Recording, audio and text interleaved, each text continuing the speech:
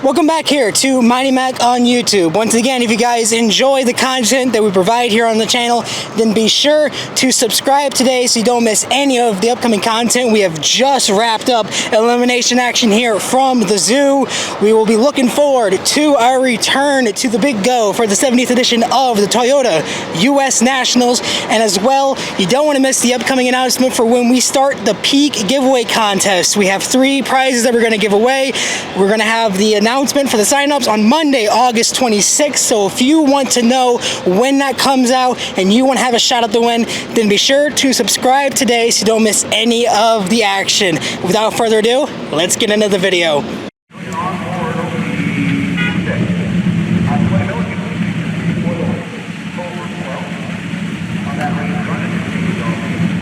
So if you don't think the anticipation and the intensity of this countdown to the championship has ramped up any further, let me tell you something, Jack, you're wrong. Oh my goodness, what an incredible day here at the zoo. This is one of the most topsy-turvy races we have seen all year. One of the weirdest and craziest races I've seen since starting to cover this series. Man, this is just one of those days where you love being a drag racing fan. Top to bottom, this was on all accounts a picture-perfect race. Unpredictability, mad dashes to try and get cars to the starting line, whole shots galore, everything in between, and 3 really cool winners that you can't just be upset about. You see some of the sportsman winners. As well with the weather, a lot of them got pushed back. They had to end up running some of the sportsman finals after the pro finals, so that's why you're going to hear some of them as you come back up the return road. Looking into the highlights from today, the big one out of round number 1 was the massive amount of whole shot wins we saw, as another sportsman racer, a lot of them are coming back up actually. Man, oh man, about half the races in round 1 across all 3 of the pro categories ended up in whole shot victories, some of which had some massive implications when it comes to the countdown to the championship. And top fuel, that was for Brittany Force. She, as you may remember, she missed Norwalk because of her father's accident. She went back to California to go tend to him, or actually went back to Virginia to go tend to him. Comes into here needing to perform well, needing to get those round wins, needing to turn their season around in order to qualify for the championship, because they don't have participation lock anymore. And today did not happen. They had an incredible turnout in qualifying, but it ended on a whole shot win against Clay Milliken, someone who had 3 poor qualifying runs, went too aggressive on Friday, and then ended up going into Saturday with a Q3, having to shut the car off just to see if it worked. Goes into Q4, has 1 good run. If there was any time to figure it out, it was then go into Sunday and defeat Brittany Force on a whole shot win in the center packing. She was irate with herself on the top end, knowing that now she has to go in Indianapolis, a track where she has yet to win. It's one of the few tracks where she hasn't won on the tour, now needing to probably win the event to lock herself in without having to worry about what the other drivers do. Another people that you can look out for and then storylines in round 2 in funny car, Austin Prock and JR Todd. That is where this story really unfolds for how this race turned out. Austin Prock falls asleep on a tree, an uncharacteristic reaction time for someone who has been so lethal in this class all season long. Cuts a 180 light, is left sitting by JR Todd. I thought JR red lit. JR Todd screams down the racetrack, takes the win, but not without some melee in between. Blows the body off of the car. Well, not off of the car. He shattered it pretty good. Damaged the body. The problem is, on Friday, they had another explosion. So that was their backup body. So now they had no left. So there was a big question on whether or not he was going to be able to make it back up for a semifinal round against Matt Hagan. What ends up happening is they'd have to tow the car back, chassis only, behind a tow vehicle up the return road, and then behind that was a flatbed with a destroyed body on it. So they got back to the pits late, and then it was a mad scramble to get that car. The best way I can describe this is if you're a sports car fan, this was Audi 2011, where it was all hands on deck. There was only 1 car left to go defeat the Peugeots, and it was a mad scramble to try and make sure that happened. You had not only JR Todd, but a flashback to Indianapolis, you had Alexis DeJoria's guys come running up to the car. They helped service the engine to get it turned around in time. Then The Toyota brothers over at Ron Capps Motorsports brings over their body. They start having to change the mounts because they both run different chassis, so now they have to change the molds so that way it can fit JR Todd's chassis. Dave Richards' guys came over. They helped Ron Capps' team get that body prepared. They spent the entire time with 4 crew guys servicing this car to get it ready and had to go all the way up until the last possible second, because while Blake Alexander and Sean Langdon and all the other semifinalists were pulling up to the staging lanes, they were still trying to get the car to go on the body. It would not fit. They took out saw blades and sanders to try and get this thing cut down to size to where it could fit and latch on. And just as they're about to be told that they couldn't make it, they got the parachutes on just in time, pulled the car out, and was running up to the staging lanes as Ron Capps' crew was telling JR's team how to lift the body on the car. So, man, oh man, what a way to make it to the semifinal matchup. How that round went, we'll talk about that later. And now, looking into your recaps for the Brainerd Lucas Oil NHRA Nationals. In Pro Stock, we would see the Elite Motorsports 6th national event win streak come to an end in the semifinals. Jerry Tucker and Troy Coughlin Jr. would lose in round 1, Jerry from the number 1 qualifying spot. Eric Enders, Jake Coughlin Jr., Christian Quadra, and David Quadra would lose in round 2. And lastly, Fernando Quadra Jr. and Aaron Stanfield would fall in the semis.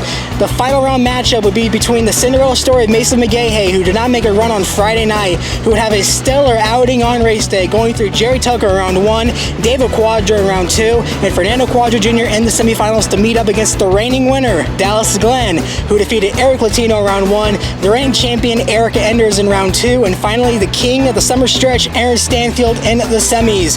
Mason would leave the line first, but immediately square the tires as Dallas Glenn ran it down the boulevard to his 11th career win in Pro Stock. In Funny Car, we saw the phrase Matt Hagan said back at Chicago, there being no more gimme runs, be used at its fullest expression. In round 1, we saw Jack Beckman make his first pass in elimination competition. He would face off against Bobby Bodie III, whose team was running a shoestring budget compared to the Mecca powerhouse that John Force Racing has. Bobby Bodie would leave the tree first and wheel the car down to make the fastest run of his career at 330.39 miles an hour. It wouldn't be enough, however, as Jack Beckman would start his career at JFR 1-0. The big story, like we talked about, happened in the round 2 matchup between JR Todd and Austin Prock.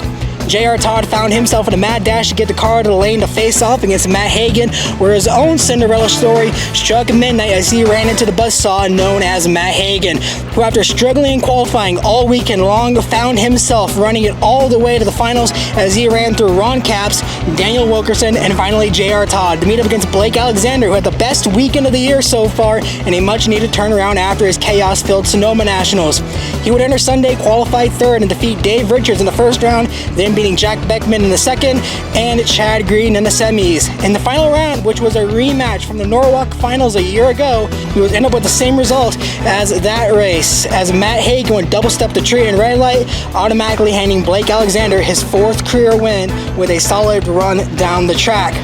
In Top Fuel Dragster, the chaos and intensity we have seen all season long hit another peak as we head to the regular season finale in Indianapolis. The European superstar became a quick fan favorite of the zoo after entering the first round, qualified last out of 14 cars, and having to face the 4-time champion of Steve Torrance. Edith would leave Steve off the tree and power down the racetrack to take the win on a hole shot in her first ever career race in NHRA. With the 14-car field, she would find herself in the same spot as Ron August Jr. back at Sonoma, with a second round bye straight to her first career semifinals. Her opponent, however, would be one of the hottest drivers of the class so far in the Coletta Air colors of the 2013 champion Sean Langdon, who defeated Sean Reed in round 1 and his teammate and points leader Doug Coletta in round 2. Whether the nerves got to Edith or not, she would leave the tree early and throw the race away, allowing Sean Langdon to advance back to another final round of matchup. His opponent would be the best leaver in the class out of the Skag Racing camp of Justin Ashley, who defeated Billy Torrance round 1, Tony Stewart, who had a great weekend in round 2, and finally Josh Hart, who had a great rebounding weekend in the semis. Both cars would leave evenly off the line, but Justin Ashley was thundered to his 3rd win of the season as Sean Langdon lost a cylinder and had to shut the car off early. As usual, once again, we do have highlights from the final rounds to show you, courtesy of NHRA Fox, and had a chance to talk to the winners after their successful outings here in Brainerd. Both machines now pre-staged. In goes Mason McGahey. McGahey's car has problems early. He had a huge starting line advantage of some 5/100ths of a second, but the tune-up was not good enough to carry him to the finish line under power. For Dallas Glenn, 661.3, a 206.95, and a part of me believes, Tony, Dallas might have been thinking a little bit about Aaron Stanfield, and now he took a shot to pull away from him even further. Well, Dallas Glenn picked up another victory here in pro stock. You know, this is a guy who is truly a student of the game. He wins the race and is beating himself up about late on the tree. You said that you've been flickering the bulb and doing all kinds of goofy stuff, but you're the man holding the wally here today. What was key for you this weekend? This was definitely a team one here. You know, the crew chief, Dave Connolly, Rob Downey, Nate Van Wassenhoven, they definitely did their job. My engine tuner, Brian Fleck, they've been working really hard. We went testing on Monday, made 11 hits, about killed me. But this is definitely a team. You know, I tried to do my job when we needed to, and they definitely did their job all day long and gave me the absolute killer car. And you know, it was a little bit of a gamble getting into this new one, but I think it's starting to pay off, and hopefully we can keep the momentum going. But it's great for Rad Torque Systems, DPF Parts Direct, Summit, Jesse, all the sponsors that keep this going. And you know, I do want to say something for Jerry Haas. You know, he scared us a little bit there on Thursday. We were talking to him, and then the next thing you know, he's going to the hospital. But that, and you know, it's a tough week. Scotty Richardson and Scott Bloomquist for the dirt racing community. Dirt racing's big up here, and you know, I love dirt racing too. But no, it's just it was a great day. So let's go to Indy and try to get a too fast, too tasty win and seal the deal.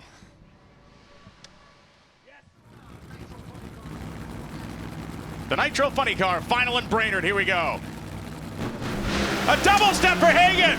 It is Blake Alexander for the fourth time in his career. Alexander drives to a 392.7 at 324 miles an hour. An absolute 180-degree turn of events for this team. Unbelievable. Let's just say that Blake Alexander is excited about this one, and he should be after the huge turnaround you guys had from Sonoma, which probably is about as bad a race as you could have in terms of what transpired for you in this team. And the performance that you had here today as a driver, as a car, as a team as a whole, you've got to be pretty happy, buddy, because you would have been tough to beat regardless. Congratulations. Yeah. Jim Head is a gritty man, and I'm very fortunate to work for him, very fortunate to learn from him. And I wanted to pay everything off for everyone that works on this race car today, and it's hard to do.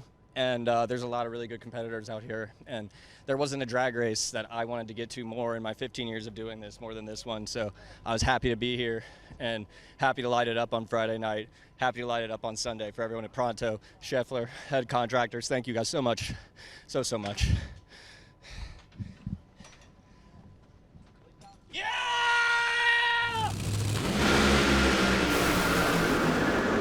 Ashley was out first, and he gets there first. 374.5 at 329 miles an hour for Sean Langdon, a slowing 402 at 261.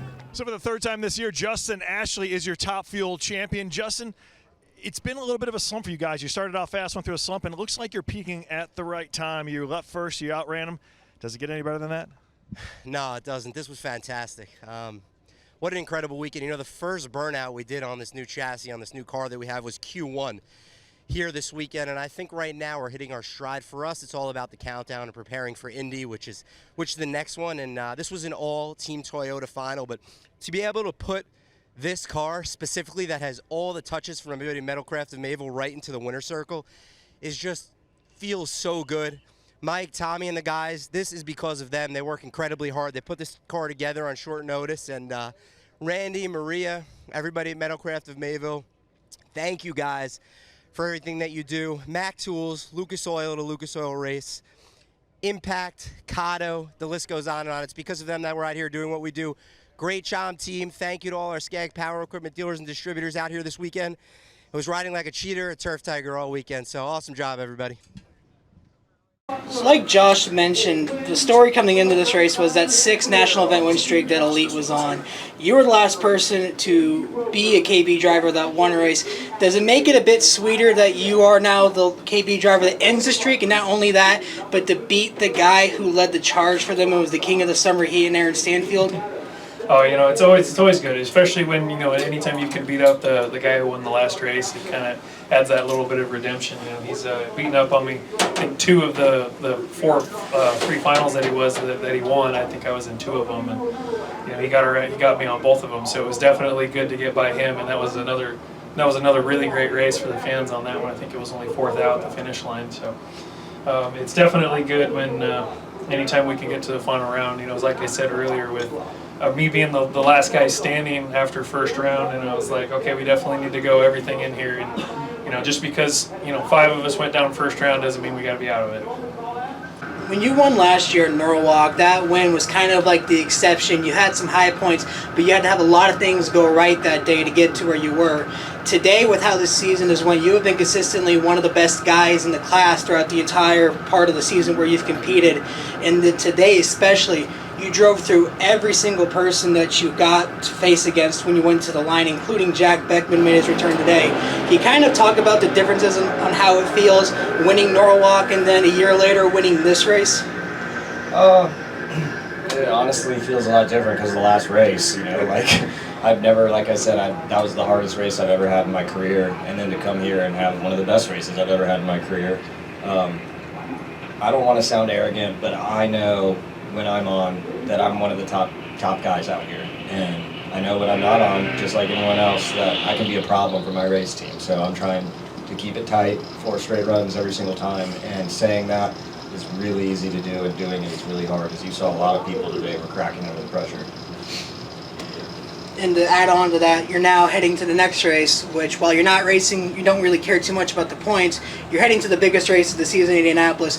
How do you keep this momentum with you and your crew, with how hard you work to keep this streak rolling into there to try and win that big go? Honestly, this should work pretty similar. You know, we run good here and then go run good there. That's honestly two of the nicest racetracks for a fuel funny car back-to-back on tour. So as a driver, it's kind of helpful to go to those 2 tracks and know that you're not hitting bumps and having all this undulation in the track in a funny car, which makes you have to steer a bunch and avoid hitting things. And so here you can kind of just let it rip, and that plays right into Jim's playbook. So yeah, and I'm really proud of them. They worked really, really hard on the combination, and seeing them pull the strings on it in between runs with the engine, the clutch management, the fuel, and everything. If people understood how complex it was to do this, they just wouldn't even believe it. Over the last few months, you guys have kind of fallen into a slump where you guys couldn't seem to buy a break if you could find one. You now start to find a rebound as you head towards Indianapolis and the countdown. Just how important is it to now be in this position and to find your mojo again as you not only head towards the biggest race, but now head towards a shot at winning a championship? It's huge. You know, we're so focused on winning that championship, you can't get lost in all of that. You have to really do a good job of taking it one race at a time. And yeah, it's tough to go through some of those struggles, but everybody stayed patient, and we knew that we were focused on the long term. And right now we're just working on our countdown setup to position ourselves for a run at that championship. So yeah, I mean, there were definitely some struggles there, but it is so critical in NHRA, but honestly in any professional sport now, to get hot at the right time. So look, it's one race. By tomorrow, you know, we're still going to be smiling, but we got to put this behind us and focus on the next one, especially with the big one in Indy. So it doesn't necessarily mean anything, but we want to try and take advantage of this momentum and carry it forward as long as we can. And you also talked about how difficult it is to succeed in this class and get those win lights. When I talked to Matt Hagan after he won in Chicago, he let out the statement saying there are no more gimme rounds in this class when it came to funny cars. Is that kind of how you feel about this? And can you just talk about even a little bit further just how lethal this class is top to bottom on any given weekend? Yeah, it's amazing. I remember when we started, I think we raced the back end of 2019. It was the first time we started in Top Fuel, and the competition was like amazing. Then you're like, well, it can't get much better. 2020, 2021, and now here we are in 2024, and it's like continues to get better. So it was good back then, but it's just even better. And I've spoken with some of the drivers that, you know, raced in the early 2000s or whatever, and they used to say, listen, you don't take anything for granted, but maybe in the first round, maybe even in the second round, we would test some stuff because we felt good about where we were positioned, but that is no longer the case. This class is lethal. You know, funny cars the same way, but Top Fuel, top to bottom, I've never seen an NHRA class with this kind of depth. And the cool part about it is we're all bringing out the best in each other as drivers and teams, and I think it's helping to elevate the sport. So that is going to wrap up our content coverage here from the zoo. Man, oh man, what an incredible weekend, not only for racing, but for me personally. I got to talk to a lot of you viewers who watched the channel here this weekend, and it means a lot to get to see so many people start to recognize what we are doing here. I've met about 8 people so far this weekend, not including the crew guys and drivers themselves who have came up and said hi to me while I wander the pits. So it's really cool as we get towards the biggest part of the season, the countdown to the championship, and more importantly, the 70th edition of the U.S. Nationals, that this channel just continues to grow in incredible ways. So once again, if you guys like the content that you see, share it with your friends so that way they too can get exposed to the beauty that is NHRA drag racing. Once again, subscribe to the channel, like the video, comment down below, tell me what you thought of today's chaos from the zoo and who you think are some of the top players in this championship fight. Be sure to follow me on all social media pages down below, MightyMac13 on Twitter, Facebook, Instagram, and TikTok. I posted updates all day long from the round-by-round action of this event and had some really pretty good insight, I would say. I'm getting the hang of this stuff, I might say. Once again, thank you guys so much for watching, and until the 70th edition of The Big Go, this has been Mighty Mac. We'll see you next time.